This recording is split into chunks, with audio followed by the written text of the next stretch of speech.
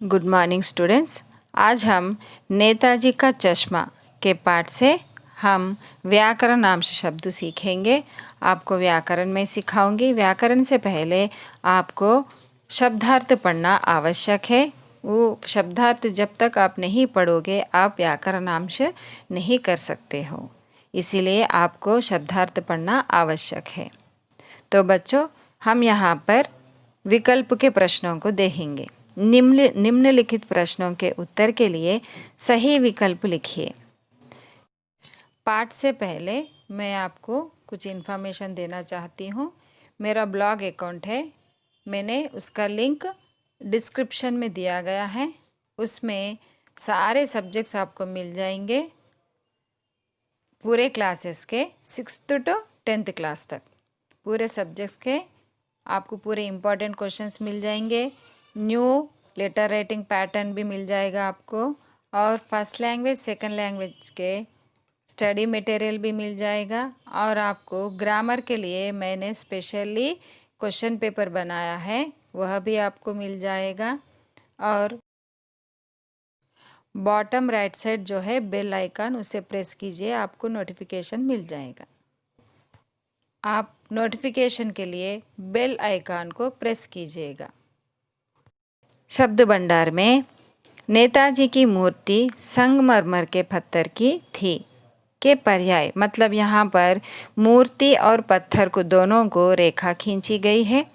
मूर्ति के पर्याय शब्द ढूंढना है और हमें पत्थर का भी पर्याय शब्द ढूंढना है। यहाँ पर विकल्प देखिए। ए में पाहन पहुन पाहुन, राख राई, राई पर्वत, पाहन राई। यहाँ पर मूर्ति का अर्थ है पाहन और पत्थर का अर्थ है राई। यहाँ पर सही विकल्प क्या बना? डी। पान वाला हमेशा प्रसन्न रहता था। रेखांकित शब्द का विलोम शब्द क्या बनेगा? प्रसन्न का विलोम तो अप्रसन्न बनेगा, तो हमें सही विकल्प क्या बना है? बी। हालदार साहब ऊहापोह में पड़ गए। रेखांकित शब्द का अर्थ क्या है? ऊहापोह मतलब कन्फ्यूज़न, असमंजस। उसका अर्थ क्या होगा? असमंजस। शब्दार्थ में ऊहापोह का अर्थ है। जब तक आप शब्दार्थ नहीं पढ़ोगे व्याकरणांश सही तरीके से आप नहीं कर सकोगे। तो यहाँ पर उत्तर क्या है? असमंजस। इस पंक्ति में पुनरुक्त शब्द का प्रयोग है। पुनरुक्त शब्द का अर्थ है एक ही शब्द बार बार उत्पन्न होना, जैसे कि वह यहाँ वहाँ घूम रहा था, वह इधर उधर देखता रहा, वह धीरे धीरे चलने लगा, वह ऊपर से नीचे की ओर गिर पड़ा। यहाँ पर विकल्प सी देखिए, धीरे धीरे एक ही शब्द बार बार आया हुआ है, तो वही सही विकल्प बनेगा। दुर्दमनीय वर्तनी की दृष्टि से इसका सही रूप क्या है? दुधर्मनीय। यहाँ पर शब्द वर्तनी मतलब स्पेलिंग, वर्तनी का अर्थ है स्पेलिंग। यहाँ पर दुधर्मनीय है, इसका करेक्ट स्पेलिंग क्या बनेगा? दुर्दमनीय। तो आंसर बनेगा ए। मरियल का अर्थ है मतलब बहुत ही कमज़ोर रहना, यह भी शब्दार्थ में दिया गया है। जो मरने वाला हो, जो मदिरा पीता हो, जो बहुत कमज़ोर दिखता हो, तो इसका सही विकल्प बनेगा जो बहुत कमज़ोर दिखता हो। होम कर देना, होम कर देना का अर्थ जो है बलिदान कर देना, अपने आप को देश के लिए बलिदान करना, तो सही विकल्प बनेगा ए। लोहा लेना, मुहावरे का अर्थ क्या है? लोहा लेना मतलब बहुत मुकाबला करना। लोहा लेना का अर्थ है चैलेंजेस को एक्सेप्ट करना, मुकाबला करना। किसी को पता ना था कि मुझे उसका पता मालूम है। पता शब्द के भिन्नार्थ, भिन्नार्थ मतलब शब्द एक ही होता है परंतु उसके अर्थ अलग अलग होते हैं, उसे कहते हैं भिन्नार्थ। जैसे कि यहाँ पर विकल्प क्या है? पता मतलब एड्रेस भी, और क्या बनेगा यहाँ पर? पता का अर्थ क्या बनेगा?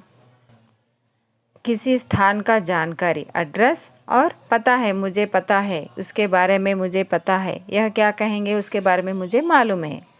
यहाँ पर जानकारी मिलेगा और यहाँ पर किसी एड्रेस मतलब किसी स्थान का एड्रेस, पता शब्द एक ही होता है परंतु अर्थ अलग अलग होते हैं, उसे कहते हैं भिन्नार्थ। उसके पर कट गए थे, पर वह उड़ने की कोशिश कर रहा था। पर शब्द के भिन्नार्थ है। पर जो होते हैं, एक तो है पर पंख होते हैं फेदर्स, दूसरा होता है लेकिन। दूसरा शब्द क्या होता है? लेकिन। यह भी भिन्नार्थ है, शब्द एक ही है परंतु अर्थ अलग अलग है। खेत, इस शब्द का तद्भव रूप क्या है? तद्भव तत्सम। तत्सम मतलब संस्कृत शब्द, तद्भव मतलब संस्कृत शब्दों को बोलचाल के शब्दों में हमें परिवर्तित कर देना। खेत का तद्भव क्या बनेगा यहाँ पर? क्षेत्र। खेत का तद्भव बनेगा क्षेत्र।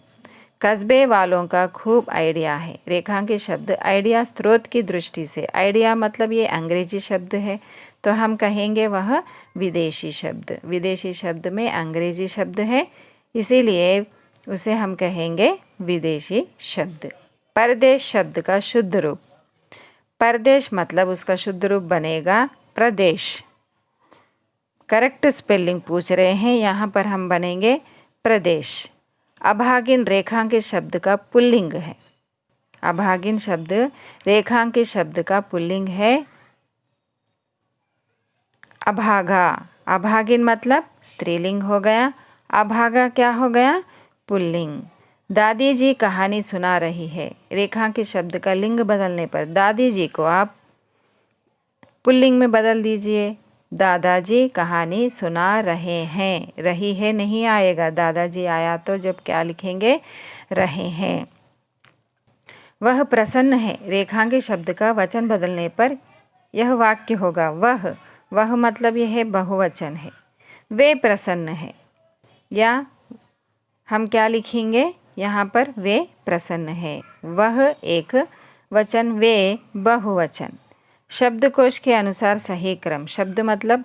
शब्दकोश मतलब डिक्शनरी, अल्फ़ाबेटिकल ऑर्डर। तो यहाँ पर सही विकल्प बनेगा अटेंशन, आइडिया, ओरिजिनल। मतलब आ ओ, ई उ इस तरह हमें देखना है। अंधकार का तद्भव रूप है। अंधकार का तद्भव रूप बनेगा अंधेरा। युग्म शब्द की दृष्टि से यह शब्द गलत है। युग्म शब्द मतलब कॉम्बिनेशन वर्ड्स, तो यहाँ पर युग्म शब्द का आपको गलत शब्द ढूंढना है, तो वह कौन सा बनेगा? खेल, कूद दोनों एक ही है। रात दिन कॉम्बिनेशन वर्ड्स है। कला भला, बुरा भला, यहाँ पर कला भला जो शब्द है गलत शब्द है। सपना का तत्सम रूप स्वप्न। सपना का क्या बनेगा? स्वप्न। सी विकल्प इज ए करेक्ट आंसर। अब हम पढ़ेंगे संधि विच्छेद। भावुक का संधि विच्छेद क्या बनेगा? भौ जमा अक। क्या बनेगा यह? वृद्धि संधि। आई औ जब आए तो वहाँ पर वृद्धि संधि बनेगा। सदैव मतलब सदा जमा एव। यहाँ पर भी आई का उच्चारण आया हुआ है, इसीलिए वह वृद्धि संधि बनेगा। दुर्दमनीय, दुह जमा दमनीय। यहाँ पर जब हम संधि विच्छेद करते हैं, विसर्ग का बोध हो, तो वहाँ पर क्या बनेगा? विसर्ग संधि। शासनावधि, शासन जमा अवधि। यहाँ पर शासनावधि, यहाँ पर दीर्घ आया है शब्द में, तो यहाँ पर क्या बन गया? स्वर दीर्घ संधि। आ ई उ जब आए संधि विच्छेद करने पर, तो वहाँ पर क्या बनेगा? स्वर दीर्घ संधि। अधिकांश, अधिक प्लस अंश, यह भी अधिकांश हम क्या कह रहे हैं? दीर्घ में पढ़ रहे हैं, तो यहाँ पर क्या हो गया? स्वर दीर्घ संधि। समास। चौराहा, चौ मतलब यहाँ पर चार राहों का, जहाँ पर चार राहों का समूह कह सकते हैं। चार राहें जहाँ मिलती है, यहाँ पर अंक का बोध हो, वहाँ पर द्विगु समास बनता है। चौकोर, जिसके चार कोर या कोने हो, यहाँ पर भी संख्या का बोध हुआ है, इसीलिए यह द्विगु समास बनता है। सिनेमा घर, सिनेमा का घर, यहाँ पर कारक विभक्ति आया है, समास विग्रह करने पर का आया तो तत्पुरुष समास बन गएगा। नगर पालिका, नगर की पालिका, यहाँ पर भी कारक विभक्ति का बोध हुआ है, तो तब यहाँ पर बनेगा तत्पुरुष समास। देशभक्त, देश का भक्त, यहाँ पर भी कारक विभक्ति आया है, तो यहाँ पर क्या बनेगा तत्पुरुष समास। नतमस्तक, झुका हुआ मस्तक, यहाँ पर विशेषता बताया गया है, इसीलिए कर्मधारय समास बनेगा। घर गृहस्थी, घर और गृहस्थी दोनों पदों का यहाँ पर प्रधानता दी गई है, इसीलिए द्वंद्व समास बनेगा। रात दिन, रात और दिन, यह भी दोनों पदों का यहाँ पर प्रधानता दी गई है, इसीलिए यह द्वंद्व समास। हृदय स्थली, हृदय की स्थली, की जो शब्द है कारक विभक्ति, तो यहाँ पर क्या बनेगा तत्पुरुष समास। यहाँ पर अब अगले हम जानेंगे उपसर्ग। प्रशासन, प्रा जमा शासन, तो यहाँ पर प्रा क्या बन गया उपसर्ग। खुश मिजाज, खुश मिजाज, यहाँ पर खुश क्या बन गया उपसर्ग। अनमोल, अनमोल, यहाँ पर उपसर्ग क्या बना अन। विशेष, वि जमा शेष, विशेष, यहाँ पर वि उपसर्ग बना। प्रयत्न, प्रा जमा यत्न, प्रा क्या बना उपसर्ग। साक्षर, स जमा अक्षर, साक्षर, तो यहाँ पर सा क्या बना उपसर्ग। दुर्दमनीय, दुह जमा दमनीय, यहाँ पर दुह बना उपसर्ग। उपलब्ध, उप जमा लब्ध, उप क्या बना उपसर्ग। बेचैन, बे जमा चैन, क्या बना यहाँ पर बे उपसर्ग। अब हम जानेंगे प्रत्यय। सराहनीय, ई जो शब्द है उच्चारण, अंत में जो उच्चारण आता है वही प्रत्यय बनता है। उत्साही, ई। कलाकार, कार। मज़ेदार, दार। वास्तविक, इक। दमनीय, ई। अधिकारी, ई। स्थानीय, ई। द्रवित, इत। प्रफुल्लता, ता। ऐतिहासिक, इक। मूर्तिकार, कार। नागरिक, इक। बारीकी, ई। जवानी, ई। ये सारे बने प्रत्यय शब्द। अब हम जानेंगे कारक विभक्ति। नेताजी की आंखों पर चश्मा नहीं था, की और पर, की संबंध कारक बनेगा और पर बनेगा अधिकरण कारक, क्योंकि कारक विभक्ति 8 कारक के भेद 8 है। कर्ता कारक, कर्म कारक, करण कारक, संप्रदान, अपादान, अधिकरण, संबंध और संबोधन। तो यहाँ पर की क्या बना संबंध कारक। पान वाले ने समझाया कि चश्मा नेताजी के लिए है। ने कर्ता कारक बन गया। के लिए संप्रदान कारक, हम किसी के लिए कुछ करते हैं तो वहाँ पर संप्रदान कारक बनता है। बाद में नेताजी को दूसरा फ्रेम लौटा देता था। में अधिकरण कारक, मतलब को कर्म कारक, हम किसके यहाँ पर नेताजी को दूसरा फ्रेम लौटा देता है, यहाँ पर को क्या बना कर्म कारक, किस पर कर्म हुआ वहाँ पर कर्म कारक बनता है। मूर्ति की आंखों पर सरकंडे से बना छोटा सा चश्मा रखा हुआ था।